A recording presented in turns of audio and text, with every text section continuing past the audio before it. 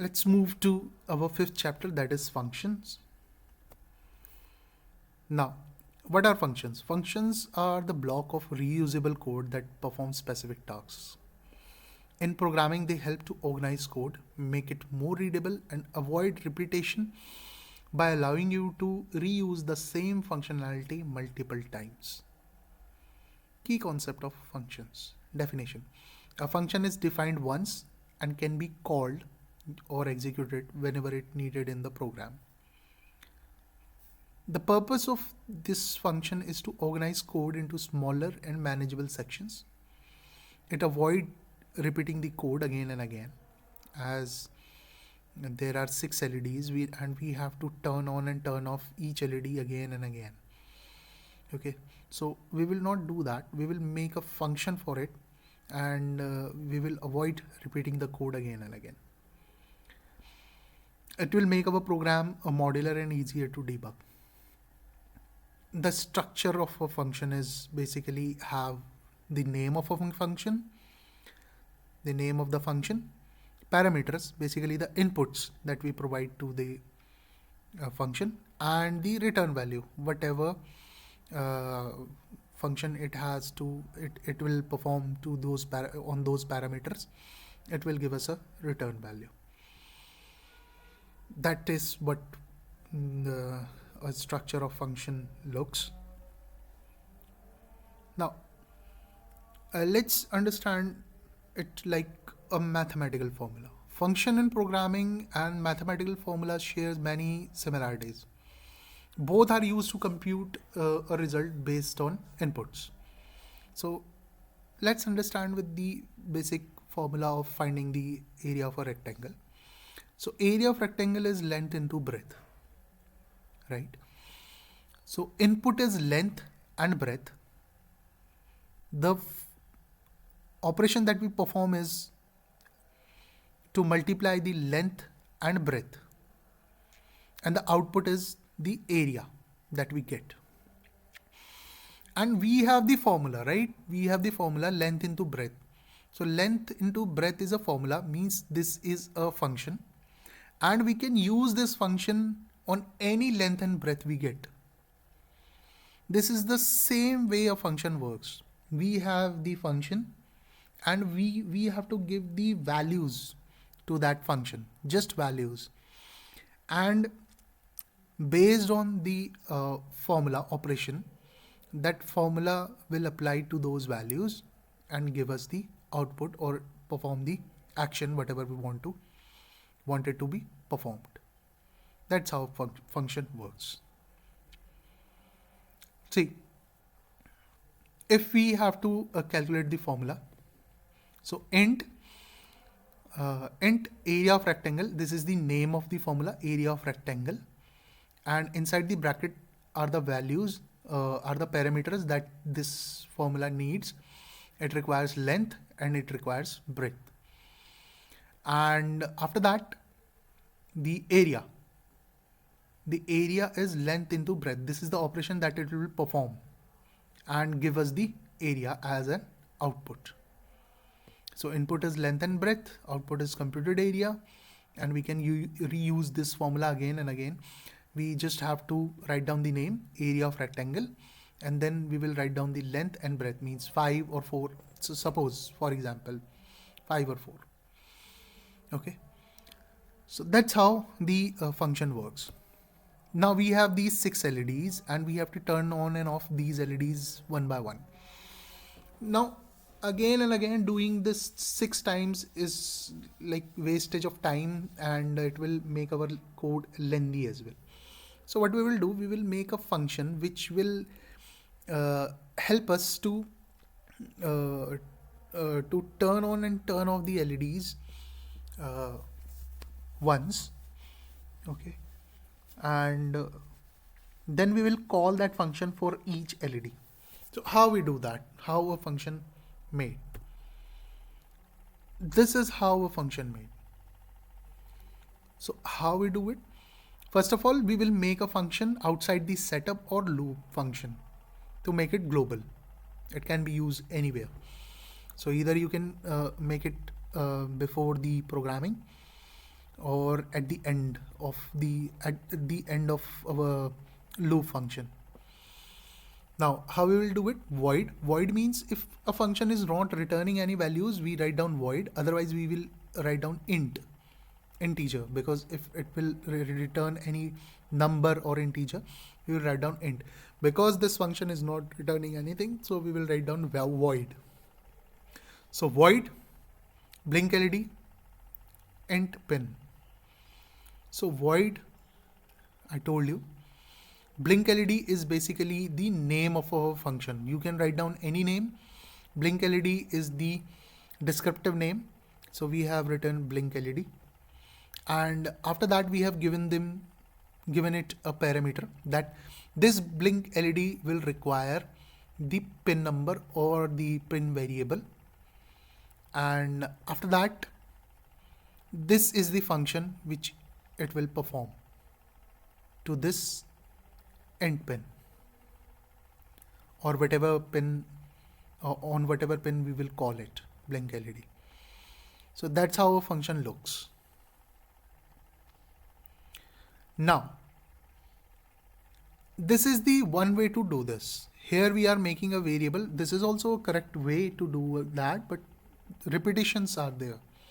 Although we have created I'm not talking about this function part. I'm talking about all these parts, making variables, and then in setting the pin mode and calling the function again and again. There is also a right way. It's not wrong. It's a right way, but our code is very lengthy. But anyways, let's have a look. So we have 6 LEDs here. So we will make the variable for each LED. Pin number 2, pin number 3, pin number 4, 5, 6, 7, 8. So we have given them name: LED pin 1, LED pin 2, 3, 4, 5, 6. Okay. And after that, outside this, we will create the function. Here we created this function. Either we will create it here to make it global, or we will make it here to make it global outside any function. So here we have created this function. We have given void blink LED is the function's name, and it will take integer pin, it will take pin number or pin name, and then it will perform this action on that pin, right? So this is the function.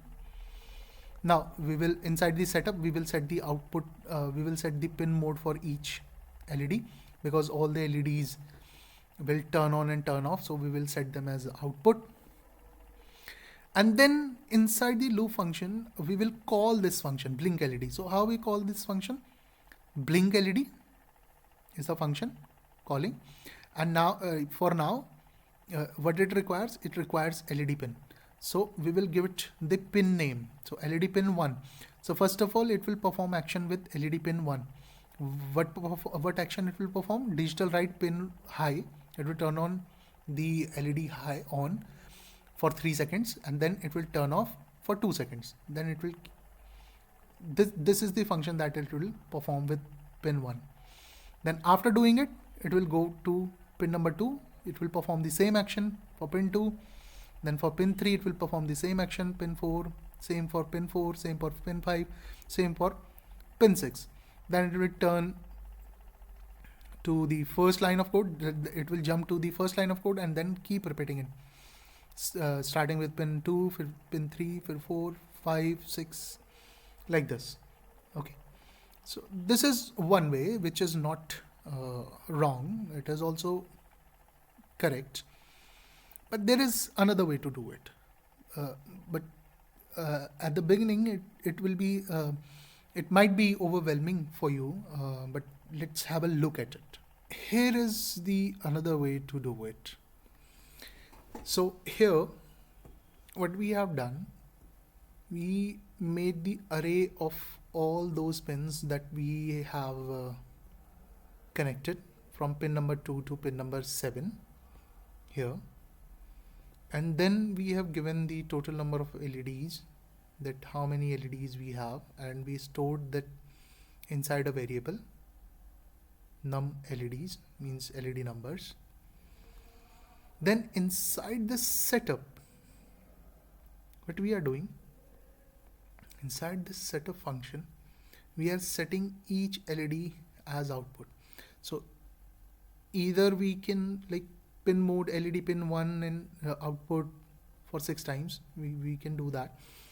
Instead of avoiding that repetitive task, we will use a for loop, and inside that for loop we will make one variable I equals to 0. This I variable will store 0 value. Then it will check if number of LED, this one, is greater than this I. So yes, this value is true. So what it will do, it will increase that by one number. So I will become 1, and it will run this line pin mode LED pin, then it will become 1 output. So it will set first LED as output, LED 1 output, which is 2. Okay, so it is indexing it. So pin number 2 will LED 1. Then it will go again here. Now I is 1. Here it will check the value. If I is greater than, if I is smaller than num LED, it will say yes, because it's still 2. Sorry, it's 2. Yes. Sorry, it's 1 now. It's a yes. It will increase it with one number. So it will place here 2 as an output. So LED pin become 2 output. Then it will go again. Now LED pin 0 is 2. It will check this. It will say yes, it's still 2. Then it will increase 3. So it will go here, set LED pin 3 as an output. So LED 3 is pin number 4. This is LED 3. Then it will go again here. Now I is 3.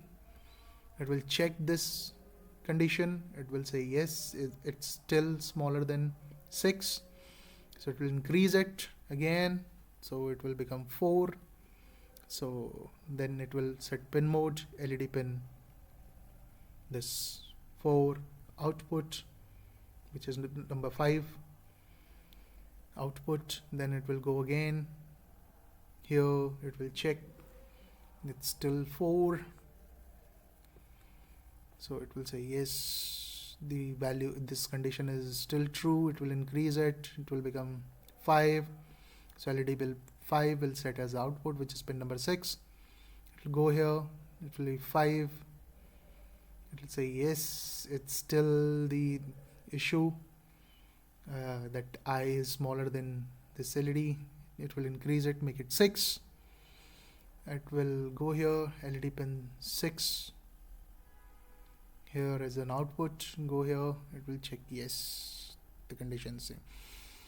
So this will automate the task of setting pin mode for each LED as output. Okay, so that's how we can do it.